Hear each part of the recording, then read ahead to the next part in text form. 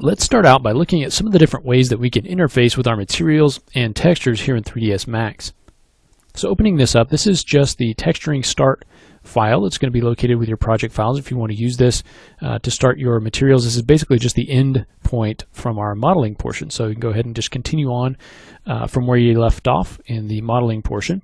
You'll notice that we do have some color here, and if you remember, this is just our object color that we've temporarily put on here. We don't have any materials yet associated with these pieces. So that's what we're going to be doing through this portion of our course.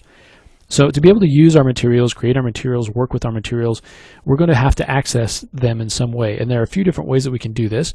We're going to be using the Material Editor. And in 2011 here, there are a couple of different flavors of Material Editor that we're going to be using. To access these, there are a couple of different ways to go about it. We can go up to Rendering, and under Material Editor, you can see that we have two selections here, Compact Material Editor and Slate Material Editor.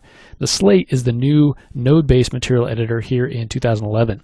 If you're using a previous version, you will have access to the Compact Material Editor, which in that case will just be the Material Editor. Okay, and we'll look at both of these, but the Slate is going to be something that we're going to be using quite a bit, as it's a new, different kind of workflow as for creating materials. It's going to be really useful to us, I think.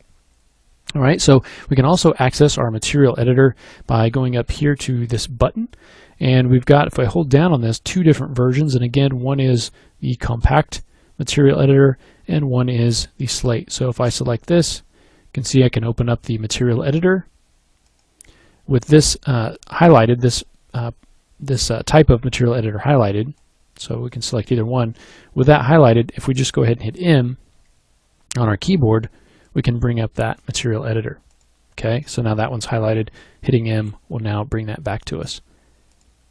Okay, so the material editors are going to be the main piece of the interface that we're going to be using to work with our materials. We also can access the material map browser, which is going to be a part of the material editor experience as far as going in and creating new materials and getting maps and things. So, but we can access that separately if we want to.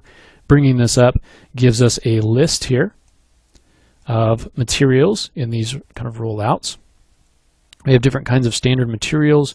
We have different kinds of maps that we can use in association with those materials. We also have any materials that are currently in our scene, which we don't have any right now. And then we have some sample slots to be able to preview what materials will look like. And this is the material map browser. It's going to be part of the material editor.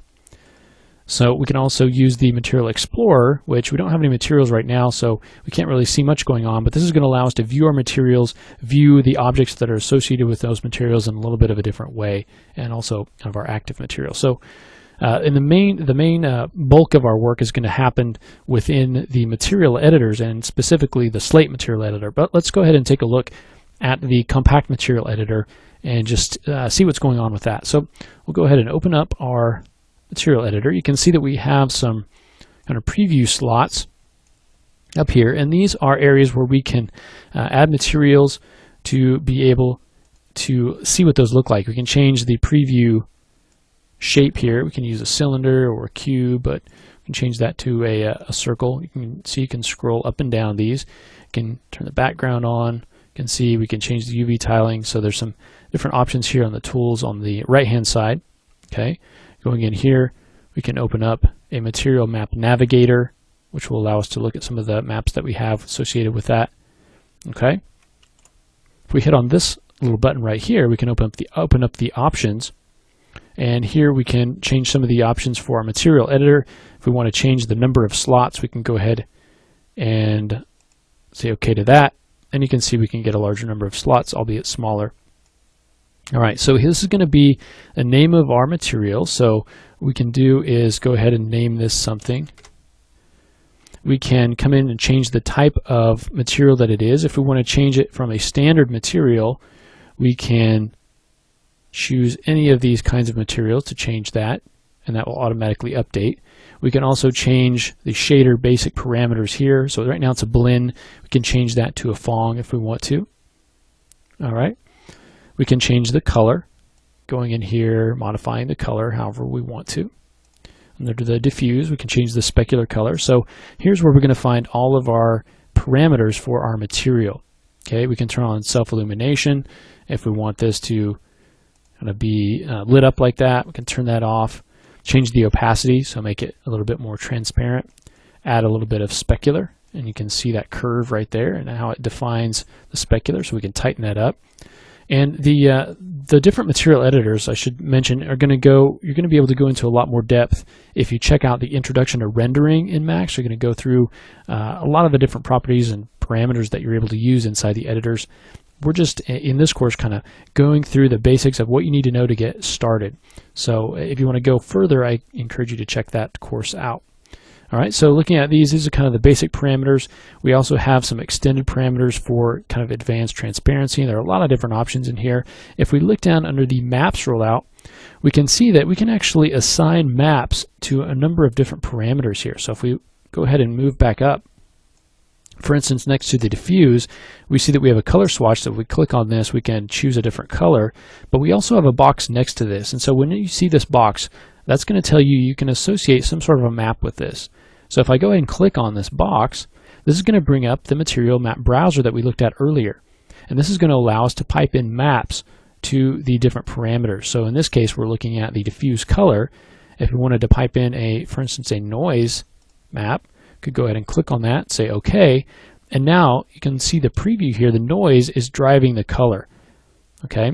Now, right now I'm within this map. If I want to jump back up to the top of the material, I can go ahead and do that here.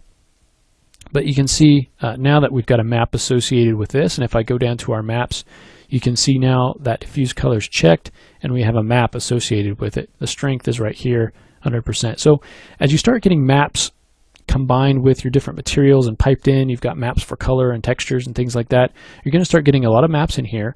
And to access these, you're going to start just going kind of down into this parameter nest kind of thing. So you just click down, change the parameters for your map, kind of go back up. So that's one way of working. But with the Slate material editor, this workflow has changed up a little bit. So it's become a little bit more like something like Maya, where you have a node-based approach. There are a number of other applications that have that kind of approach, and some people like that better. So let's take a look at that. And we'll go through the process of creating materials and so forth. We're using the editor, so don't worry about that. I just wanted to give you kind of an overview of what some of these things are here in the basic compact material editor. Okay, so let's go ahead and open up the Slate material editor. So this is going to be a little bit different. We have a menu bar, we have a toolbar up here, we have an integrated material map browser over on the left hand side, and you can see that should be familiar to you. We've got the standard materials, we've got the maps, the scene materials, and then the sample slots at the bottom. You can see the material that we just created here. So next to this, you'll see we actually have a view. It just looks like kind of a top view of a grid.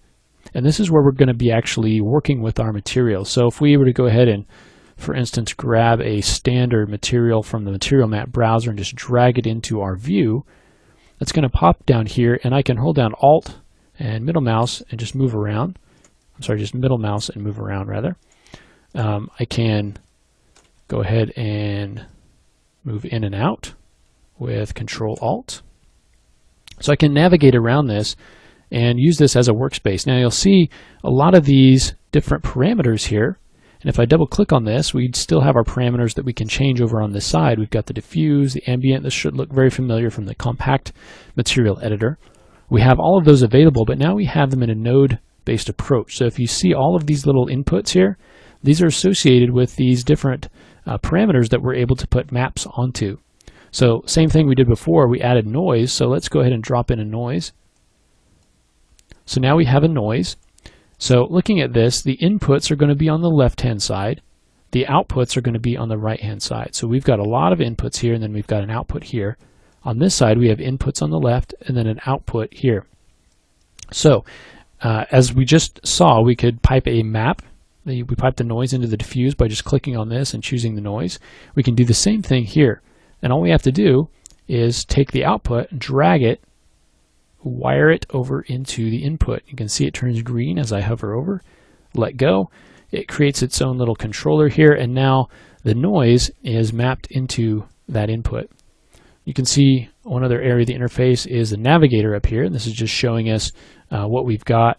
It's kind of giving us a view. Whatever we're looking at is actually what's inside these red lines here. Okay.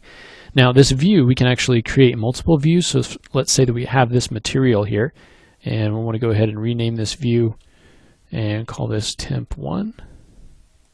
Say this is our first view.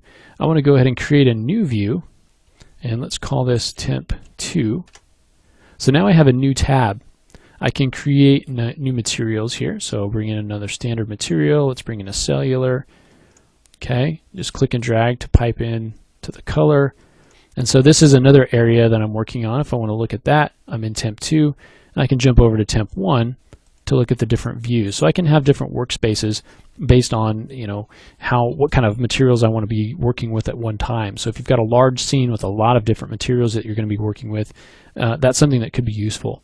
Now looking up here, we have the different modes, so you can go back and forth from the compact to the slate material editor if you want to use that.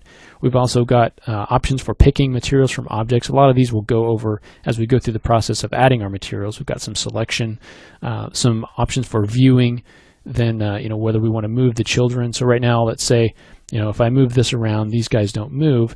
But let's say I want to move the children, so I can click on this button on the toolbar, or say go to options, move children, and then the children all move with the material. Okay, so this is going to be a little bit of a different workflow than what you may be used to. If this is your first time ever touching 3ds Max, then this is it shouldn't bother you. This is just another way of working.